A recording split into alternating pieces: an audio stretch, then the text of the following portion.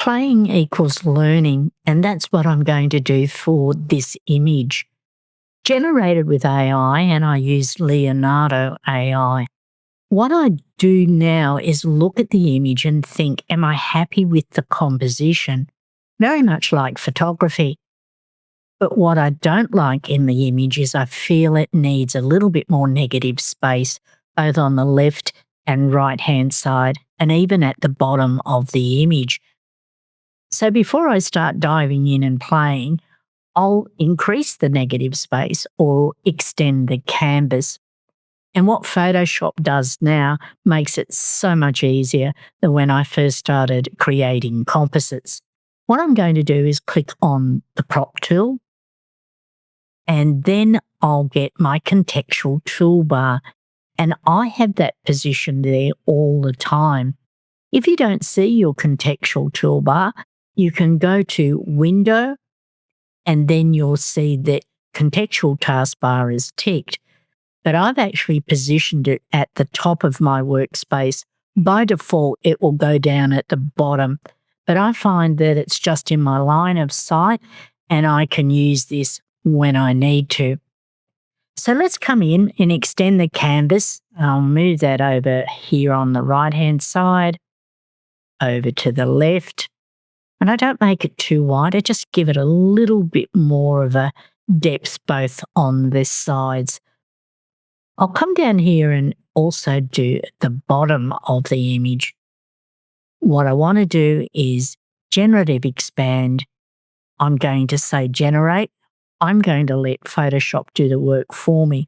I'll click on generate and I'll let it do its thing, as I say, and we'll see what options it comes up with. You'll find in the variations it comes in 3. By experimenting, you'll find one you like, one you don't like. You may have to try again. It's all about playing. And just like that, the magic of Photoshop has given me a few interesting options to work with. I love how generative expand can shift the whole feel of an image with just a few clicks. Now I can start building and see where I want to go from. Let's have a look at what the options that Photoshop has given me. This is the first one when I did the first generative, and I thought, am I happy with it? Let's see what I've got. And I'm just going to click on the different thumbnails. I definitely don't like that one. I'll click on here. Definitely a big no from me. I look at that and I think it's got some balance in the tones, and I'll explain what I mean by that later. That one, it's got too much of an edging on the top and it's got those dark spots. Might be a little bit too hard to fix, and I'll come in there and I'll go, no. I'm going to go back to that one. And the reason that I've actually chosen that is because there's balance here over on the left-hand side. There's also some tonal matching up on the top left-hand side. I've got a few distractors in there, but that's fine. I can actually work with this now. So what I'm going to do is go, that's the one I'm going to play with. I'll click on the properties and I'll close that down. Now what I want to do is a stamp visible layer. One, I want to get rid of a few distractors and then try some other techniques. I'll use the stamp visible layer, Control-Alt-Shift-E, and I have them in action, so I'm going to click on my action and actually get that stamp visible layer. I'll get my removal tool and I'll come over here and I'll choose the ones or the distractors that I want to get rid of. So I'm going to come in here, brush over that middle one. Now I look down at the bottom and I'm very particular with border control. What do I mean by that? If I look around the borders or the edges of the image, I can see down here that these pads or lily pads sit just on that border, and I don't like that, so I'm going to get rid of them.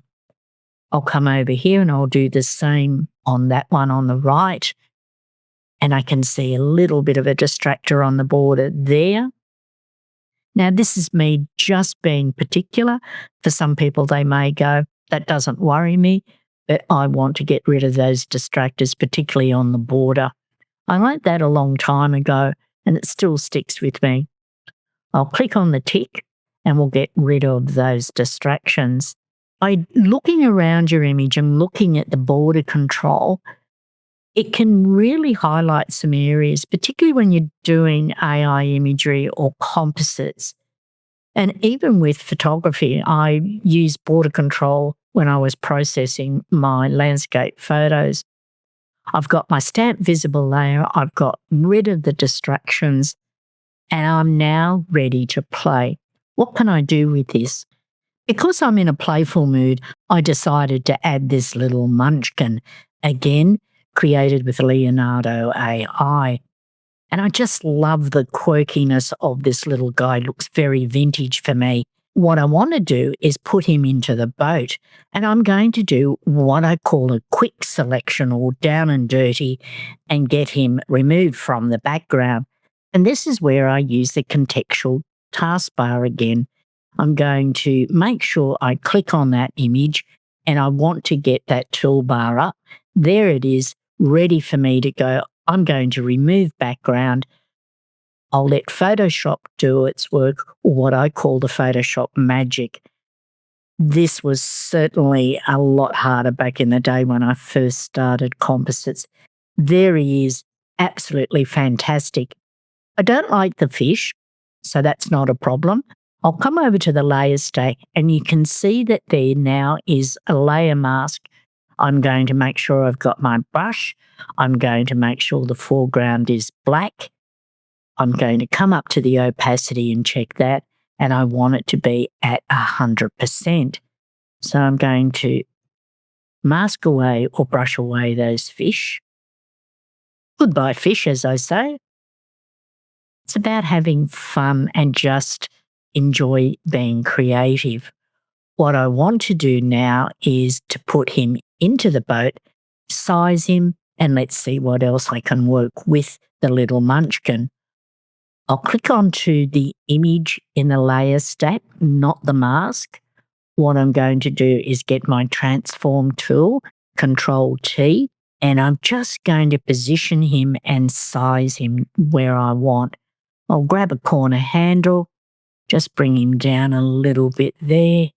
Make sure I keep the proportions there. Now this is where I'll play a little bit and I think, oh, where do I want him to be?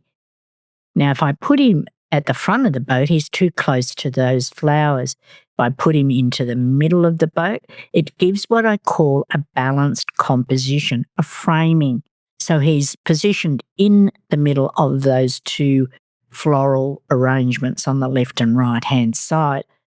I'll put him there and I'll click on the tick. Now what I'm going to do is come back and click on the mask, make sure I've got my brush and the foreground's black, and I'm going to mask away his lovely red shoes. Now I'm going to zoom up and have a look. The brush that I'm using is a soft round brush which is feathered, and I don't want that feathered. So what I'm going to do is undo that, and I'm going to go over to my brush panel and I'm going to choose a square or either an edge masking brush that's available in my composite brush collection on the website, and I'll put a link in the description for you.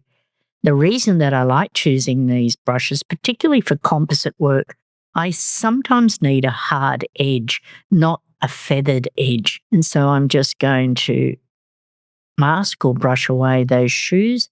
I'll make that brush a little bit bigger and we'll just get a nice hard edge on those trousers that are coming up to the boat. And we'll just go over there, get rid of them. I'll zoom up again. Now I might have to make that brush a little bit smaller and come in and just get that edging right. And that's why I like to use a hard edge brush. I've missed a little bit here, so what I'm going to do is come back, change the foreground to white, and then I'm going to brush back in that part of that trouser.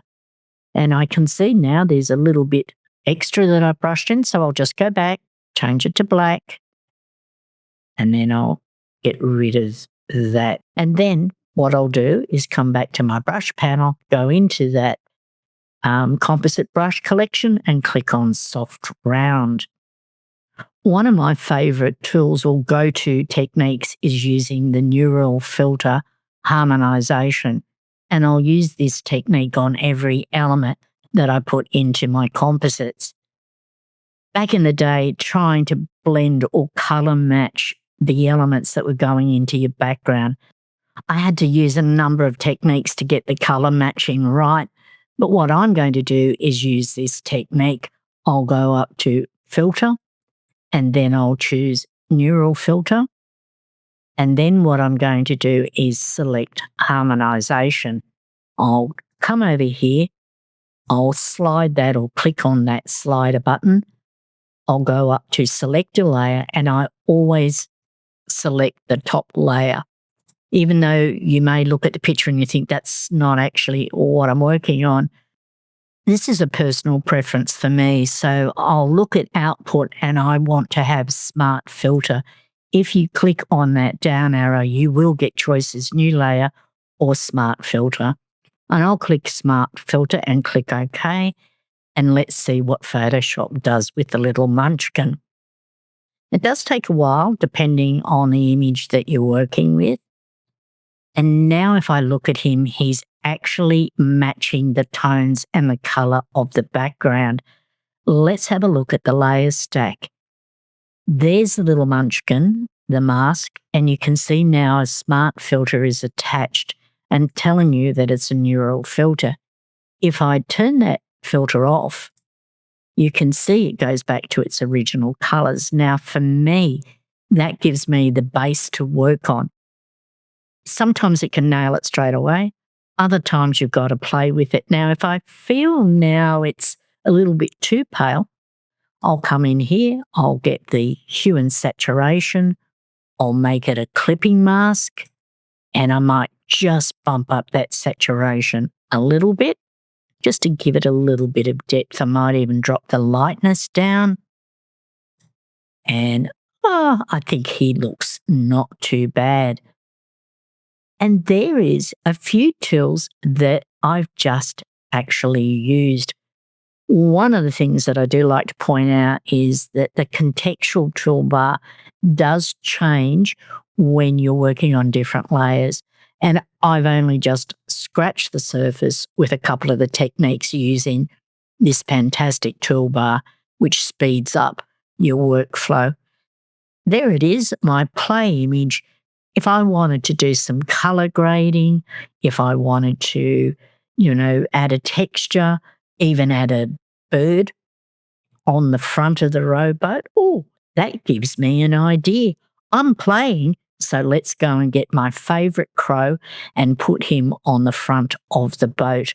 What I'm going to do is make sure I click onto that top layer, the hue and saturation, and then what I'm going to do is find the crow and add him in there. Guess what? I've found the crow.